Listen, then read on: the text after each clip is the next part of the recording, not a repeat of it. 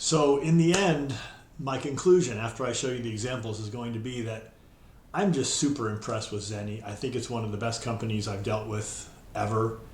And in comparison, I'm really disappointed with Warby Parker. And let me show you the examples. So these are examples here of glasses I bought from Warby Parker.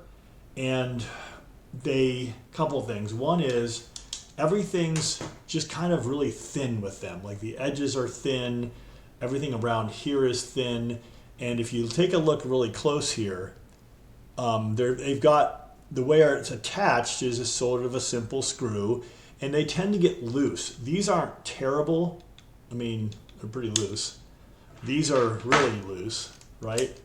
And to me, I like them to sort of be tight on my face, not feeling like they're loose and maybe falling off. So that's the main thing I've seen. That's one thing I've seen with Warby Parker, just kind of cheap and kind of loose. And I don't know how to tighten these little teeny tiny screws up. And I guess I have to bring them into the store to do it. It happens pretty frequently. And they just they seem kind of cheap.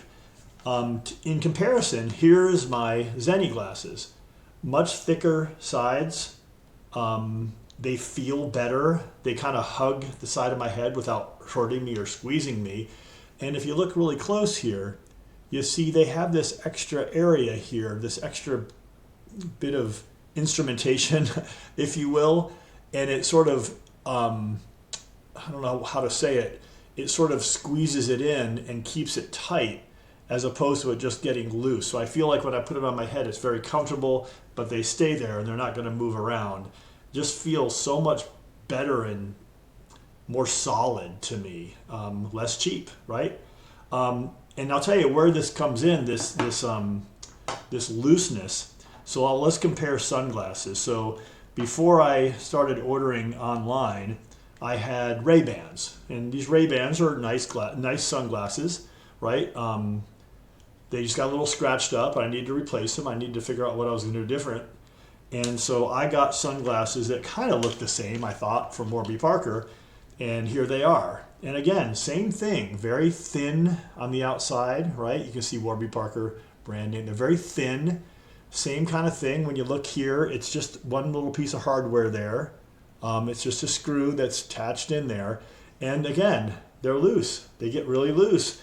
And when I'm playing golf, I look down at my ball and they kind of go down my nose like this. So that doesn't work very well. They're just loose. They just don't feel good.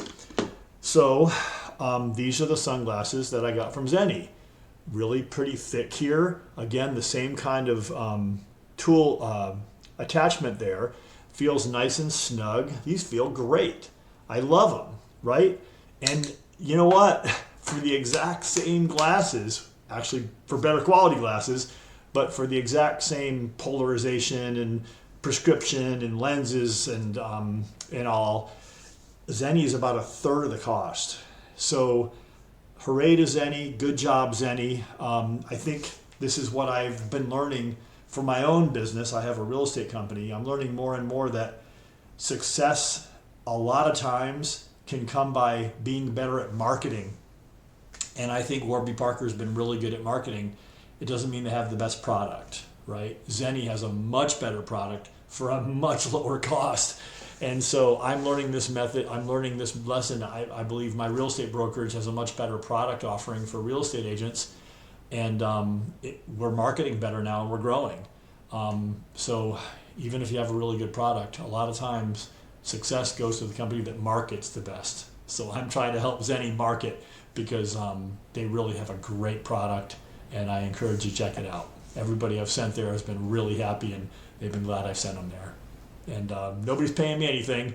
I just think they do an outstanding job, and I thought it was a really good thing to communicate to everybody. So hopefully this is helpful to you.